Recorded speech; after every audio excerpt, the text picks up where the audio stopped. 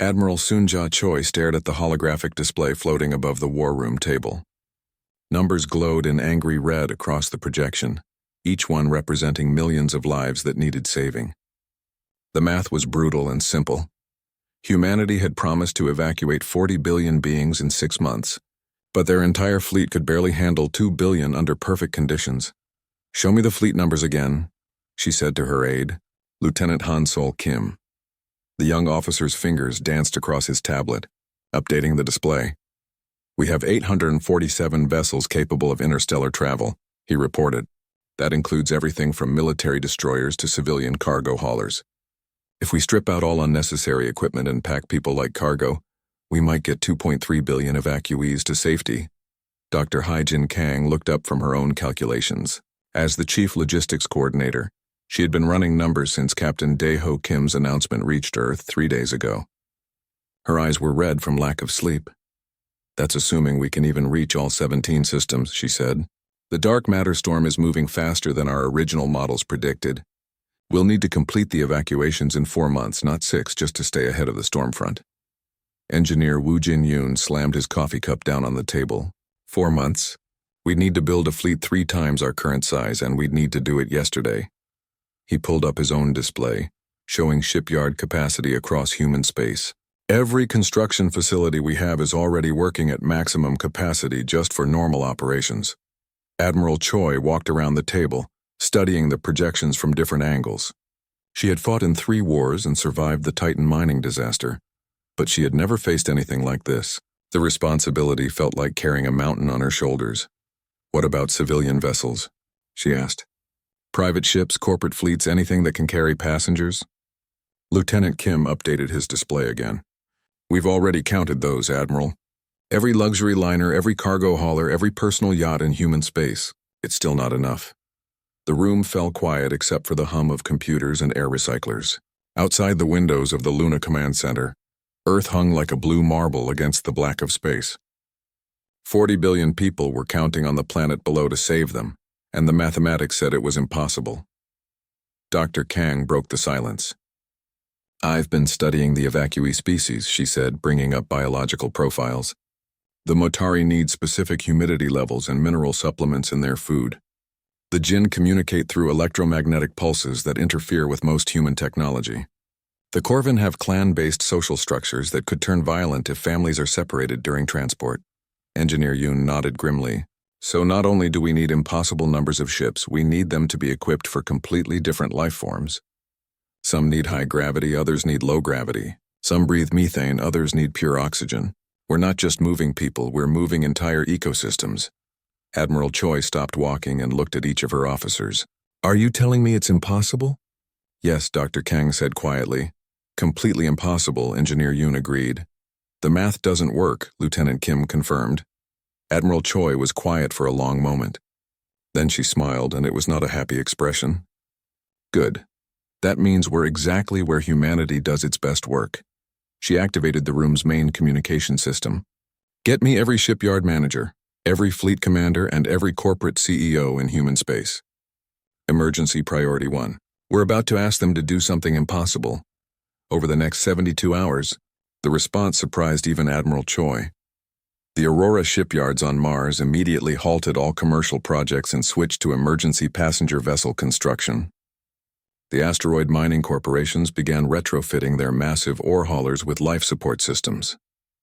Even civilian pleasure craft owners volunteered their ships for evacuation duty. Engineer Yoon found himself coordinating the largest construction project in human history. "We're converting everything," he reported to the daily briefing. "Mining ships, research vessels, even decommissioned military hulks. If it has an engine and can hold air, we're making it evacuation ready." But the modifications were complex. Dr. Kang worked with teams of xenobiologists to design life support systems that could handle multiple species. "We need atmospheric processors that can switch between oxygen and methane environments," she explained to a group of engineers. "Gravity generators that can create different zones within the same ship. And electromagnetic shielding to protect the Jinn from human technology interference."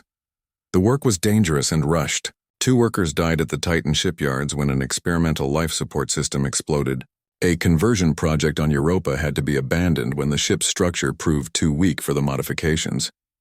But the work continued. Admiral Choi rarely slept. She spent her days coordinating between shipyards, her nights planning evacuation routes through space that was becoming more dangerous as the dark matter storm expanded. The storm moved like a living thing, reaching out with tendrils of destructive energy that could kill anything they touched. "We have a problem," Dr. Kang announced during a morning briefing. "I've been studying the cultural profiles of the evacuee species. The Corvan warrior clans have strict honor codes about accepting help from outsiders. They might refuse evacuation rather than appear weak." Engineer Yoon looked up from his tablet. "The Jin Collective has similar issues. They've never been separated from their home electromagnetic fields. Some of their philosophers think leaving their homeworld will destroy their connection to what they call the universal consciousness."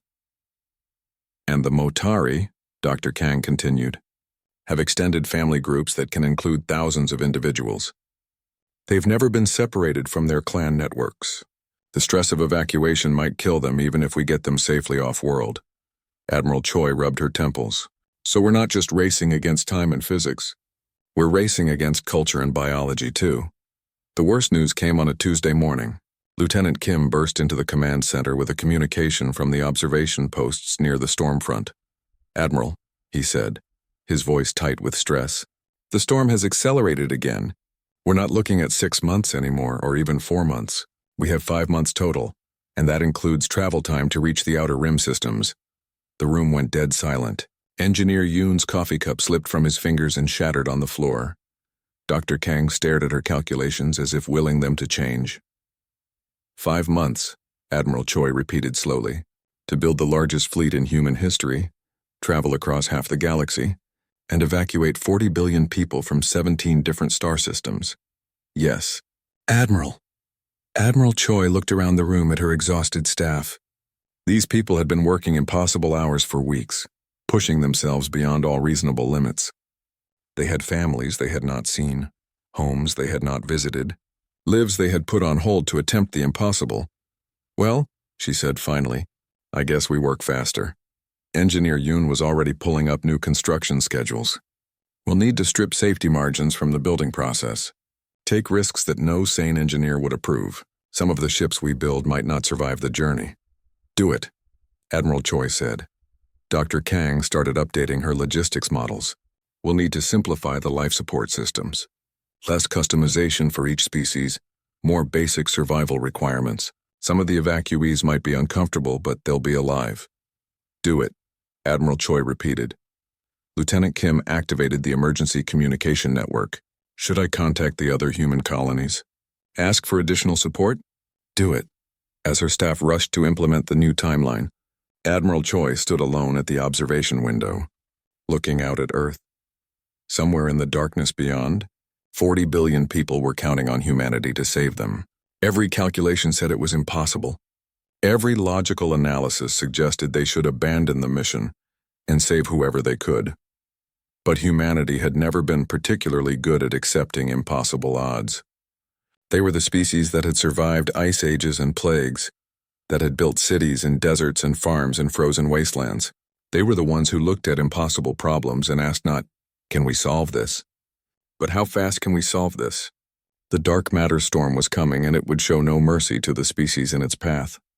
But it was about to learn something about humans that the rest of the galaxy was only beginning to understand. Sometimes impossible just meant you had not tried hard enough yet. Captain Daeho Kim stood in the great chamber of Nexus Prime, watching the galaxy's most powerful beings argue over death. The massive space station spun slowly around a dying red star, its metal walls filled with creatures from 1,000 worlds. Some walked on legs, others floated in tanks of strange gas, and a few existed as pure energy inside glowing crystals. The chamber stretched so far that Daeho needed his helmet's zoom function to see the speakers on the far side. Holographic displays floated everywhere, showing numbers that made his stomach turn cold. 40 billion lives, 17 star systems, 6 months until they all died. The dark matter storm was unlike anything the galaxy had ever seen. It moved through space like a living thing, eating light and life wherever it touched. The scientists called it a natural disaster, but Daeho thought it looked more like the universe's way of cleaning house. Ambassador Veltar of the Velkari stood at the center podium, his scaled green skin catching the red light from the dying star outside. His voice was cold and precise, like a machine reading death sentences. "The calculations are final," Veltar said, his words translated into 100 languages by the chamber systems. "The storm will consume the Outer Rim in exactly 186 standard days. Evacuation of all affected populations is mathematically impossible." Daeho felt Dr. Mi-young Park tense beside him. She had spent 3 years studying the Outer Rim species, learning their languages and cultures. To her, they were not numbers on a screen. They were families, children, artists, and dreamers who would soon be gone forever. The Matari representative stepped forward next. Her people were small and brown, with large eyes that seemed to hold ancient sadness. She spoke in a voice so soft that the translation system had to amplify it. "My people have lived in the Kepler system for 8,000 years, she said. "Our children sing songs that remember when the first flowers bloomed on our moon colonies. We have 30 billion souls who have never known war, never known hatred. We ask only for ships to carry us to safety." Silence filled the chamber like a weight. Daeho could hear the hum of the station's systems, the whisper of recycled air, the distant ping of communication signals from across the galaxy, but no one spoke. The crystalline being representing the Zephyrians was the first to break the quiet. It communicated through light patterns that hurt to look at directly. "The Zephyrian collective cannot assist," the translation came. "Our ships require specific energy matrices incompatible with biological life forms. The risk to our own systems is unacceptable." The machine representative of the synthesis spoke next, its voice a perfect monotone that somehow managed to sound smug. "Economic analysis indicates resource expenditure would exceed projected returns by 847%. The synthesis votes against intervention." One by one, they all said no. The proud Velkari cited their laws about resource allocation during crisis periods. The warrior clans of the hegemony declared, the Outer Rim species too weak to deserve salvation. The merchant guilds calculated that the cost would bankrupt 3 sectors. Daeho watched as hope died in the chamber. The Motari representative began to weep, a sound like wind through broken glass. The Jinn collective's electromagnetic field flickered with what their translator called profound sorrow. Even the Corvan warrior poet delegation stood silent, their usual battle songs replaced by the hymns they sang for the honored dead.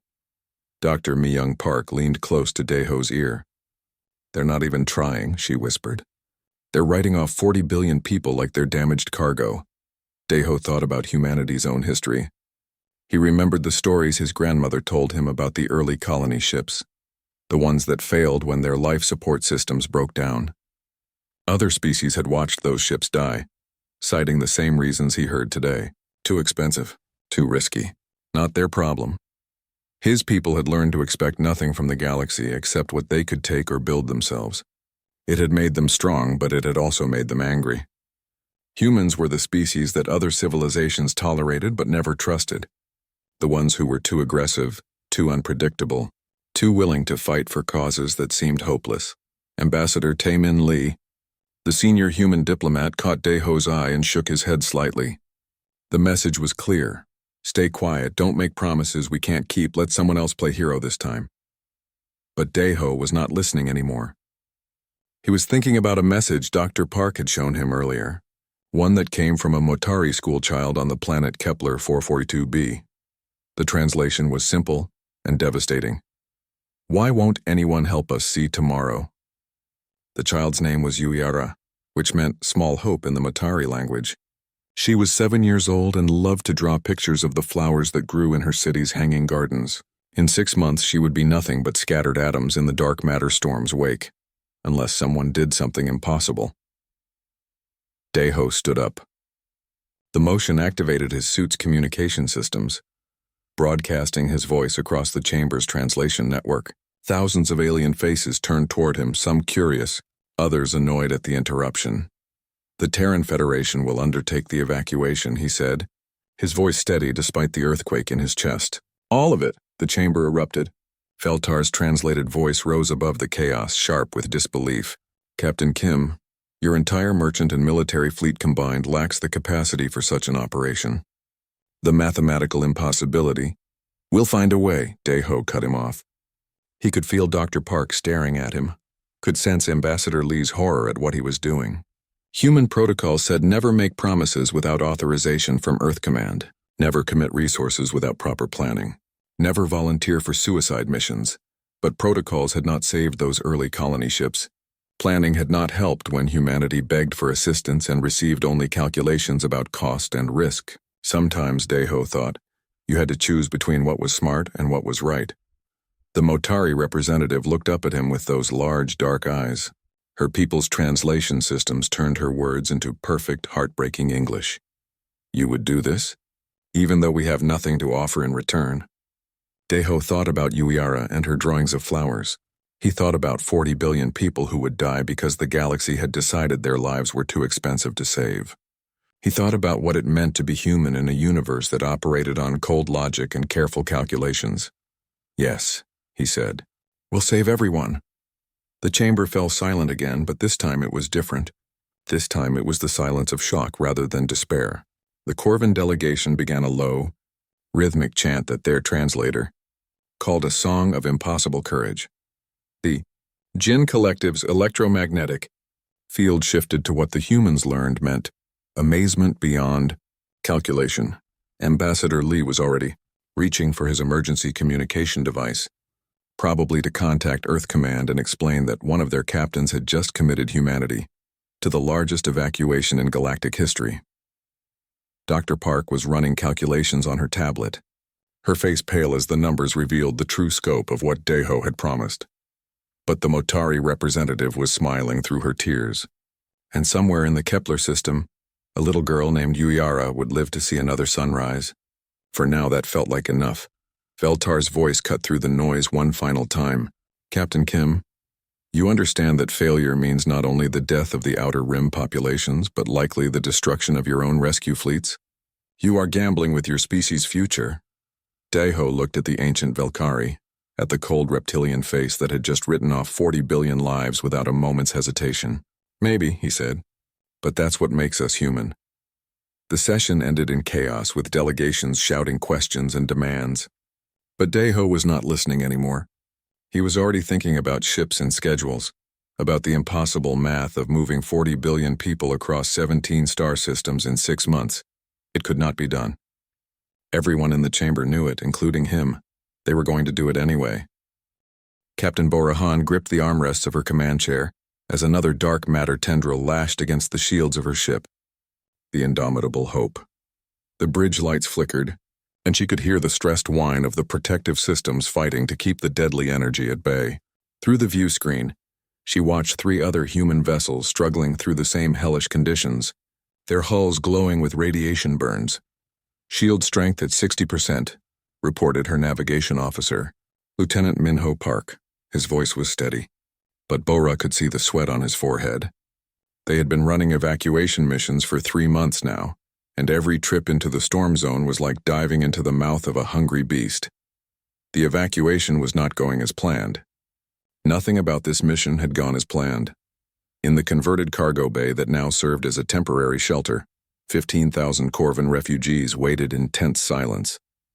The warrior poets had accepted evacuation only after their clan leaders declared it an honorable retreat in the face of cosmic forces beyond mortal challenge. But honor codes meant little when families were packed into spaces meant for shipping, containers. Medic Kyung-soo. Nam moved through the crowded bay, checking on the refugees. His medical kit contained treatments for 12 different species, each with their own biological needs. The Corvin were proud people, standing nearly 8 feet tall with blue-gray skin and intricate tattoos that told the stories of their clan histories. They did not complain about the cramped conditions, but Bora could see the stress in their posture. Captain, came a voice over the communication system. It was pilot Yoonji Seo, calling from her transport ship Racing Dawn. I've got a problem here. The Jinn Collective in Cargo Bay 7 is experiencing electromagnetic feedback. 3 of them have already gone into what their translator calls consciousness dispersal. Bora closed her eyes for a moment. The Jinn were perhaps the most difficult species to evacuate. They existed as both individual beings and part of a collective consciousness that depended on electromagnetic fields. Human technology interfered with their mental connections, causing pain and sometimes death. Medic Nam to Racing Dawn immediately, Bora ordered. Priority medical emergency. Kyung-Soo Nam grabbed his specialized Jin treatment kit and ran for the shuttle bay. He had spent weeks learning how to treat electromagnetic feedback syndrome, working with Jin medical experts who communicated through light patterns instead of words. The treatment involved creating isolation fields around affected individuals, while slowly reintroducing them to their collective consciousness. The radio crackled with updates from across the evacuation fleet. Transport Captain Sung-Woo Lee reported that Motari families were becoming separated during boarding procedures, causing emotional breakdowns that could be heard through the ship's hull. The Motari family bonds were so strong that separation could cause physical illness and even death. Commander Jaemin Choi's voice came through the communication system with worse news. "Command, this is Eternal Vigilance. We've got fighting in Cargo Bay 12. 2 Corvin clans are disputing space allocation. Looks like it might turn into a blood feud." Bo-Ra rubbed her temples. The Corvin honor system was complex and ancient, with rules about territory and status that human evacuation procedures had never considered. When different clans were forced into the same space, conflicts that had been simmering for generations could explode into violence. "Send Security Chief Tae-hyun-yu to assist," she ordered, "and get me a Corvin cultural liaison on the communication line." The liaison's voice came through with a heavy accent as the translation system struggled with Corvin grammar. "Honored Captain, the Bloodstone clan claims insult from the Ironwind clan over sleeping space assignments. They demand satisfaction through ritual combat. Tell them they can have their ritual combat after we save their lives," Bo-Ra said firmly. Right now, survival is more important than honor.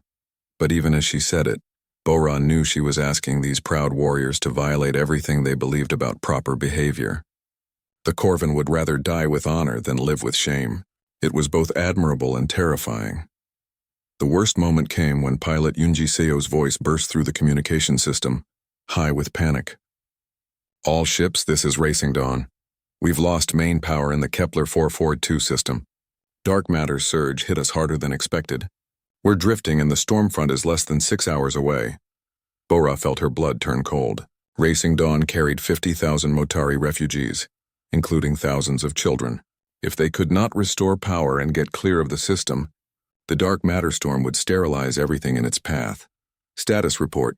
Racing Dawn," Bo-Ra called. "Main drive is completely offline," Yoonji reported. "Life support is running on emergency power. We've got maybe 4 hours before the atmospheric processors fail." Bo-Ra looked at her navigation display. The evacuation fleet was already behind schedule, carrying millions of refugees who needed to reach safety. Every ship was overloaded, running beyond safe operational limits. To turn back and help Racing Dawn would mean risking everyone they had already saved. The logical choice was clear. Sacrifice 50,000 to save millions. It was the same cold mathematics that the Galactic Council had used when they refused to help anyone at all. But Bo-Ra was human, and humans had never been good at cold mathematics when lives were at stake. "All ships, this is Indomitable Hope," she announced over the fleet communication system. "We're changing course to assist Racing Dawn. Form protective formation around the disabled vessel." "Captain," Lieutenant Park said quietly, "if we do this, we'll be cutting our safety margin to almost nothing. The storm front is accelerating. We might not make it out ourselves." Bo-Ra looked at her bridge crew. These men and women had volunteered for a mission that everyone knew was probably suicide. They had left their families and homes to save strangers from species they had never met. Each of them could have stayed safe on Earth, but they had chosen to be here instead. "Plot intercept course," she ordered. What followed was 6 hours of the most dangerous rescue operation in human history. Engineer teams from 5 different ships transferred to Racing Dawn in small shuttles, working in radiation suits while dark matter energy crackled around them. The Corvin refugees on Bo-Ra's ship offered to help, despite having no training with human technology. "We are warriors," their clan leader explained through the translator. "We do not abandon allies in battle, even if those allies are strange pink creatures who smell of metal and fear." Medic Nam worked frantically to treat evacuees suffering from radiation exposure while the rescue continued. The Jin Collective used their electromagnetic abilities to help locate damaged systems, despite the pain it caused them to interface with human technology. Even the gentle Motari contributed, using their small size to reach damaged components in tight spaces. The Racing Dawn's engines came back online with less than an hour to spare. As the evacuation fleet accelerated away from the dark matter storm, Bora watched the energy wave sweep through the space they had just vacated. If they had been 30 minutes slower, 50,000 people would have died, but their heroic rescue had cost them precious time. The storm was moving faster than anyone had predicted, and now they were facing an impossible deadline with 2 star systems still to evacuate. "Captain," Lieutenant Park said quietly, "we're not going to make it. Even if everything goes perfectly from here, we can't reach the final systems before the storm does." Bora stared at the tactical display, watching the red line of the storm front creeping toward the remaining evacuation sites. Millions of people were waiting for rescue in those final systems, and humanity had promised to save them all. They had saved Racing Dawn and its 50,000 refugees, but that act of mercy might have doomed millions of others. It was the kind of impossible choice that defined what it meant to be human in a universe that operated on cold logic and careful calculations. "Signal the fleet," Bora said finally.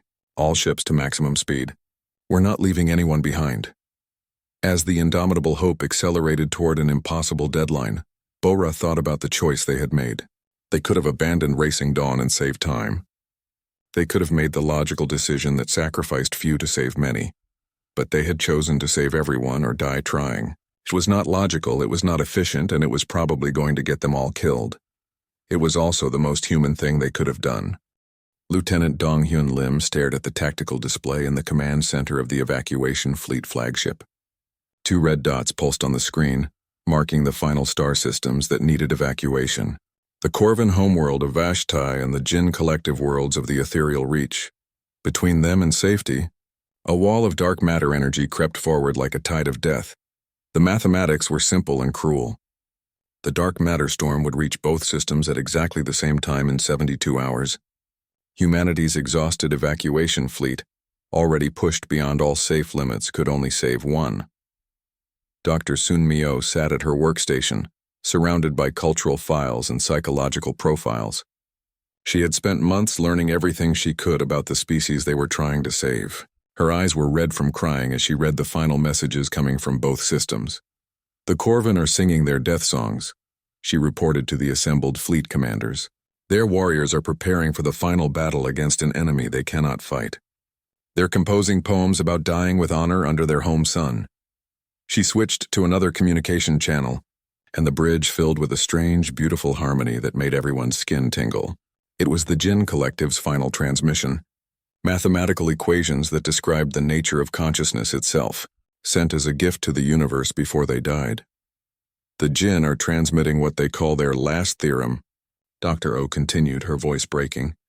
"It's supposed to contain everything they've learned about the connection between mind and reality. They say it's their greatest achievement, and they want someone to remember it after they're gone." Captain Jae-won Park, the veteran pilot leading the final evacuation wave, slammed his fist on the table. "There has to be another way. We didn't come this far just to choose who lives and who dies." Fleet Admiral Soonja Choi's voice came through the communication system from Earth. "Captain Park, I know this is difficult, but the numbers are absolute. The storm will reach both systems simultaneously. Even if we split our forces, neither group would have enough ships to complete a full evacuation." Lieutenant Lim pulled up the fleet status reports. After months of constant operations, their ships were falling apart. Half the evacuation vessels were running on backup life support. Many had radiation damage from repeated exposure to dark matter energy. Several ships had already been abandoned when their engines failed completely. "We have 203 operational vessels remaining," he reported. "Each system needs at least 150 ships for a complete evacuation. We don't have enough." The bridge fell silent except for the hum of computers and the distant sound of the Jinn Collective's mathematical song. Everyone understood what that meant. They would have to choose which civilization lived and which one died. Commander Bora Han spoke first. "The Corvin are warriors. They understand death in battle. They would accept this fate more easily than the Jinn. But the Jinn Collective has never experienced individual death," Dr. O protested. "Their entire philosophy is based on shared consciousness. The idea of extinction terrifies them in ways we can't even understand." Captain Park studied the tactical display, his weathered face grim with the weight of the decision. "What about the numbers? How many people are we talking about?" Lieutenant Lim updated his calculations. Bashatai has 8.7 billion Corvin. The ethereal reach has 11.2 billion Jinn. Either way, we're talking about the complete extinction of an entire species. The debate continued for hours. Some argued for saving the Corvin because their warrior culture would make evacuation easier. Others wanted to save the Jinn because their philosophical achievements were irreplaceable. A few suggested they should save whichever system they could reach faster. Dr. O had stopped listening to the arguments. She was reading personal messages from both worlds. Translated communications from families saying goodbye, children asking why the stars were going dark, artists and poets and scientists sending their final thoughts into space. They're both beautiful, she whispered. The Corvin have this incredible tradition of warrior poetry. Every battle they fight becomes an epic song. The Jinn have unlocked secrets of consciousness that we're only beginning to understand. How do we choose which one deserves to survive? Captain Park looked around the room at his exhausted fellow officers. These men and women had given everything for this mission. They had pushed themselves and their crews beyond all reasonable limits. They had already saved 37 billion lives, more than anyone thought possible, but it was not enough. It would never be enough as long as they had to choose who lived and who died. What if we don't choose? He said suddenly. Admiral Choi's voice crackled through the communication system. Captain, the mathematics are clear. We cannot save both systems with our current resources. Then we change the mathematics, Park replied. We split the fleet. Half goes to Vashtai, half goes to the ethereal reach. We save both or we save neither. The command center erupted in protests. Lieutenant Lim pulled up new calculations, showing the impossible logistics of such a plan. Captain, each half-fleet would be operating with only 100 ships. That's not enough for a complete evacuation. We'd save maybe half the population of each world. Better than saving all of one and none of the other, Park shot back. Commander Han shook her head.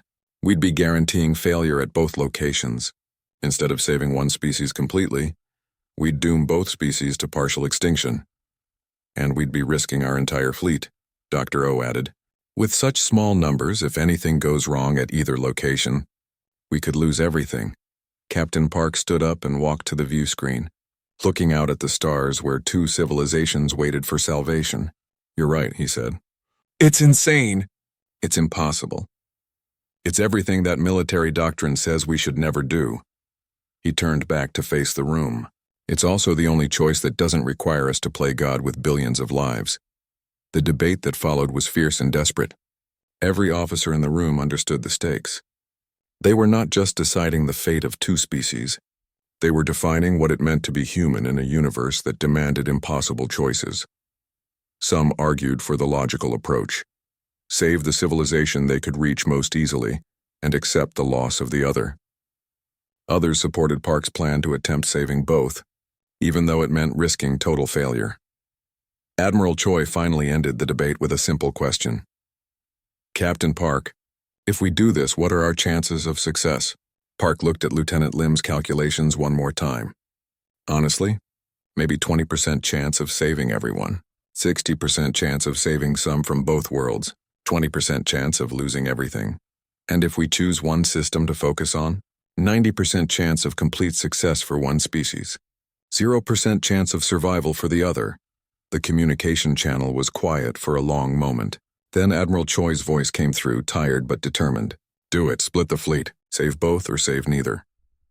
As the evacuation fleet began the complex process of dividing into two groups, Captain Park thought about the choice they had made. Every military manual, every tactical guidebook, every logical analysis said they were making the wrong decision. But humanity had never been particularly good at following logical analysis when it conflicted with their moral instincts. They were the species that rushed into burning buildings to save strangers, that donated organs to people they had never met, that adopted orphaned children from wars they had not fought. They were about to attempt something that would either save two civilizations or destroy them all. The mathematics said it was impossible. The logistics said it was suicide. Every reasonable analysis suggested they should choose one and let the other die. Instead, they chose to risk everything on the belief that impossible just meant they had not tried hard enough yet. The dark matter storm continued its approach, indifferent to their noble intentions. In 72 hours, they would learn whether humanity's greatest virtue was also their greatest weakness. President Yujin Baek stood at the observation deck of Terra Station, watching the evacuation fleet return home. What had once been humanity's greatest armada was now a collection of damaged ships limping through space. Of the 847 vessels that had begun the mission 8 months ago, only 203 remained functional. The rest had been lost to the dark matter storm, engine failures, or simply pushed beyond their breaking point. But they had done it. Against all logic, against all mathematical probability, they had saved every single one of the 40 billion lives they had promised to protect. Ambassador Jinsu Quan joined her at the observation window, his diplomatic uniform wrinkled from days of non-stop meetings with refugee representatives. "The final transport just docked," he reported. "The last of the Jin collective is safely aboard the station." Yujin nodded, feeling a weight she had carried for months finally begin to lift. "Casualties?" 12,000 human crew members lost during the evacuation operations, Jinsu said quietly. "Another 30,000 suffering from radiation exposure that will affect them for the rest of their lives. The economic cost," he paused, checking his tablet. "The Terran Federation's treasury is completely empty. We've borrowed against our next century of economic output." Through the observation window, Yujin could see the refugee ships arriving. Massive Corvan warriors helped unload their families, their blue-gray skin marked with new tattoos that told the story of their rescue. Jin collective members floated in specialized atmospheric chambers, their electromagnetic fields creating beautiful light patterns that translated as gratitude.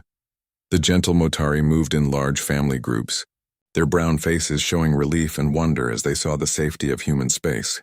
Children who had never known war or hatred now played in the station's recreation areas, their laughter echoing through corridors designed for human voices. Dr. Xunghwan Ryu, the historian documenting the evacuation, approached with a stack of recording devices. "Madam President, I've been interviewing the evacuees about their experiences, the stories they're telling. They're calling it the impossible rescue. Some of the older Corvan are composing epic poems about human courage." Yujin smiled for the first time in weeks. "And what are they saying?" "The Motari have a new word in their language, Terran heart, which means love that costs everything but gives anyway. The Jin collective has calculated that what we did was statistically impossible, and they're developing new mathematics to explain how we succeeded." Ambassador Quan pulled up a communication from the Galactic Council. "Speaking of the galaxy's reaction, we've received some interesting responses to our success." The holographic display showed messages from across known space. Some species offered assistance with the refugee crisis. The Centauri Republic sent medical supplies. The Vegan Trade Union provided food shipments. Even some of the minor species that had never spoken to humanity before were offering help. But other messages were less friendly. The Velkari ambassador had filed a formal complaint, claiming that humanity's actions set a dangerous precedent for galactic stability. The hegemony warrior clans called the rescue an act of strategic insanity that threatens the natural order. "They're afraid," Jinsu explained. "For thousands of years, the galaxy has operated on cold logic. Species help their allies, trade with their partners, and ignore everyone else. We've shown that another way is possible." Yujin read through more messages. The Synthesis Machine Collective was particularly concerned, noting that humanity's actions were economically irrational and evolutionarily disadvantageous. They could not understand why any species would risk everything to save strangers. "Set up a meeting with the Galactic Council," Yujin decided. "It's time they heard from us directly." 2 weeks later, President Yujin Baek stood in the same chamber where Captain Daeho Kim had made his impossible promise. The great assembly hall was quieter now, filled with a tension that had not existed before. Every species representative looked at the humans differently. Some looks held respect. Others showed fear. A few displayed outright hostility. "Honored delegates," Yujin began, her voice carrying clearly through the translation systems. 8 months ago, you watched as the Outer Rim species faced extinction. You calculated the costs, analyzed the risks, and decided that 40 billion lives were not worth saving. The Velkari ambassador shifted uncomfortably in his seat. Several other representatives avoided looking directly at the human delegation. "Today, all 40 billion of those people are alive," Yujin continued. "They are safe in human space, building new homes, creating new art, raising their children in peace. We did not save them because it was logical. We did not save them because it benefited humanity. We saved them because it was right. Ambassador Veltar of the Velkari stood to respond. President Bayek, while we acknowledge the success of your operation, we must note that your actions have destabilized galactic economic patterns. Other species now expect similar assistance in crisis situations. This is unsustainable. Yujin looked around the chamber at the assembled representatives. You're right, Ambassador. What we did is completely unsustainable. We bankrupted our economy, lost thousands of our people, and pushed our technology beyond safe limits. We did everything your careful calculations said we should never do. She paused, letting her words sink in, and yet here we are. 40 billion people who were written off as acceptable losses are now alive because we chose to do the impossible. The Jinn Collective's representative spoke next. Their words translated from electromagnetic pulses into speech. The human action pattern defies our understanding of survival optimization. Query: what motivates sacrifice without reciprocal benefit? Dr. Sunmi Oh, now serving as humanity's chief cultural ambassador, stepped forward to answer. Because we remember what it felt like to be alone. Humanity spent its early spacefaring years asking for help and being told we were too dangerous, too unpredictable, too costly to assist. We learned that the galaxy's definition of acceptable losses often included us. The chamber fell silent as her words were translated into hundreds of languages. We discovered something that your mathematical models cannot account for, Dr. O continued. Compassion is not logical. Mercy is not efficient. Saving lives when it costs everything makes no economic sense. But it is what separates civilization from mere survival. As the session continued, Yujin noticed something remarkable happening. Representatives from smaller species, ones that rarely spoke in the council, began to stand and offer support for humanity's actions. The Tau merchants promised trade agreements. The peaceful Epsilon colonies offered technological exchanges. Even some of the major powers seemed affected. The Centauri Republic's ambassador announced a new initiative to establish emergency evacuation protocols for future disasters. But the most significant moment came when a message arrived from the outer galaxy, a distress signal from a species called the Netlari, whose homeworld was threatened by a supernova explosion. Their request was simple. They asked for humanity's help. Ambassador Veltar's scaled face showed something that might have been respect. It seems your actions have created expectations. President Bayek, other species now see humanity as the galaxy's emergency response service. Yujin looked at the Netlari distress signal, then at her exhausted diplomatic team. Their ships were still being repaired. Their economy was in ruins. Their people were recovering from radiation exposure and trauma. Helping the Netlari would be another impossible mission. Ambassador Quan, she said quietly, begin preparations for a new evacuation operation. The chamber erupted in noise as species representatives began talking at once. Some protested that humanity was encouraging dangerous behavior. Others offered to assist with the new rescue mission. But Yujin was not listening to the debate anymore. She was thinking about Captain Daeho Kim's words 8 months ago. Maybe that's what makes us human. The galaxy had operated on cold logic for millennia, making careful calculations about which lives were worth saving and which were acceptable losses. Humanity had shown them another way, proving that impossible odds just meant you had not tried hard enough yet. It was expensive. It was dangerous. It was completely unsustainable by any reasonable measure. It was also the most human thing they could do. As the Galactic Council continued its heated debate about humanity's role in the galaxy, Yujin stood at the observation window looking out at the stars. Somewhere out there, the Netlari were waiting for rescue. Somewhere else, other species might be facing their own impossible crises. The galaxy was learning that when everyone else turned away, humanity would choose to save them, even if it cost everything.